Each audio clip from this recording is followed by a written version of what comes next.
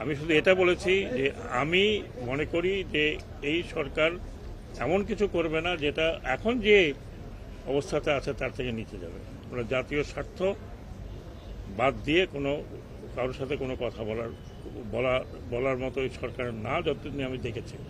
আমি ব্যক্তিগত পর্যায়ে মনে করি যে জাতীয় স্বার্থ বিসর্জন দিয়ে কোনো কিছুর সাথে আমার মত থাকবে না। কিন্তু পোর্ট বন্ধ রাখা কারোর কোনো এখতিয়ার নাই, এবং সেটার জন্য যদি পোর্ট ওনারা যেমন আজকে এই এভিয়েশন ফিউল আটকে আছে, আজকে আনার চেষ্টা হচ্ছে। এভিয়েশন ফিউল আটকে থাকে, আপনি বোঝেন যে আমাদের এখানে এয়ারলাইনে কি অবস্থা হবে। এবং এখানে যা ঘটছে সেটা যে এখান থেকে ঘটছে তা নয়, এর পিছনে অনেক অনেক অনেক লোকের ইন্ধনও আছে, যেটা আমি মনে করি। তো এই সব বিষয়ে আমি ফিরে গিয়ে আলোচনা করব, এবং আশা করি কালকে সকাল থেকে যেভাবে হোক পোর্ট সচল হবে।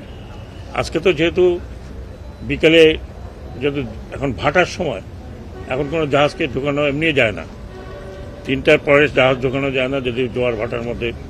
তারপরেও ওই জাহাজটা আমরা আনার চেষ্টা করছি, এবং বলেছি যে যদি কেউ বাধা দেয়, যারা কাজ করতে চায় তাদেরকে বাধা দেওয়ার কথা উঠেছে, বাধা দিলে সরকার হার্ড লাইনে যেতে বাধ্য হবে। সেটা যাতে না হয় আমি ওদের কাছে এটাই অনুরোধ করেছি যে পোর্ট বন্ধ রাখা, এইভাবে বন্ধ রাখার মানে মানে এটা কোনো সুরাহার পথ না। বলেছে আমরা যে ডেফিনেটলি এটা হতে দেখব, কিন্তু আপনারা যদি কোঅপারেট না করেন তাহলে এর চাইতে বাইরে আর কি করা যায়।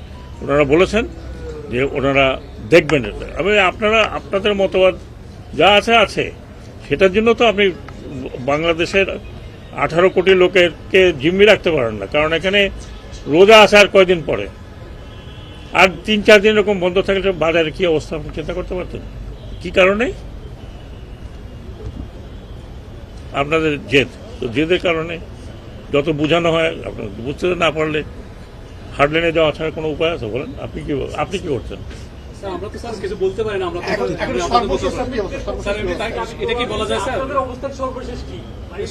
আপনাদের না, আমি তো আপনাদের আমি আমার কথা বলতে পারি। চুক্তি তো হবে, চুক্তি বোধহয় ঠেকানো যাবে না, কিন্তু চুক্তিটা কি লেভেলে হবে সেটা হলো কথা।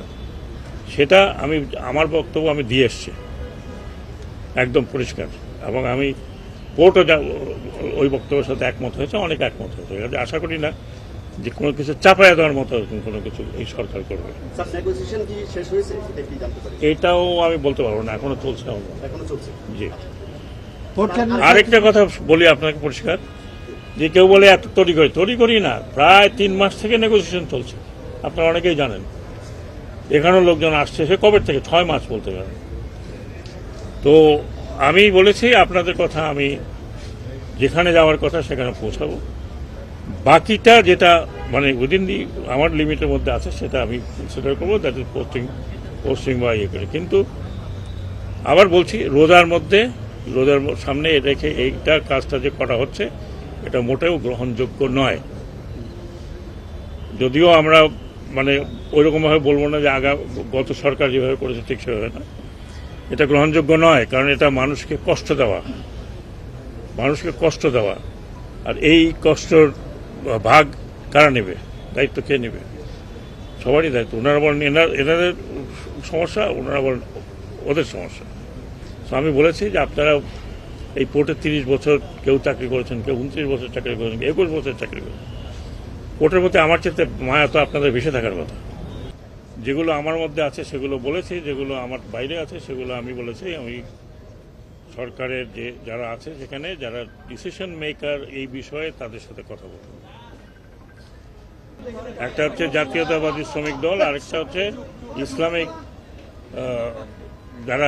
যারা জামাতে ইসলামীর সাথে জড়িত ইসলামিক শ্রমিক সংগঠন, দুজনের সাথে কথা বলেছি, তাদের কথা শুনেছি, আমি আমার বক্তব্য দিয়েছি।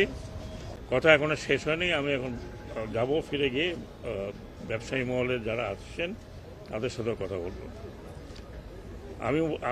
আমি সবাইকে অনুরোধ করেছি, আপনারা আন্দোলন করেন, তাতে কোনো অসুবিধা নাই, কিন্তু এই রোজার আগে এই ধরনের আন্দোলন, যেখানে পোর্ট বন্ধ করে রাখা, এটা অত্যন্ত অমানবিক এবং এই রোজার আগে এইটা করা ঠিক নয়। আপনাদের আন্দোলনের যে বক্তব্য সেই বক্তব্য এই পোর্ট বন্ধ না করলেও কিন্তু হতে পারত এবং এটা বক্তব্য আমি বলেছি, আমি নোট করেছি, আমার ডিসিশন না, এটা আমি জানাবো।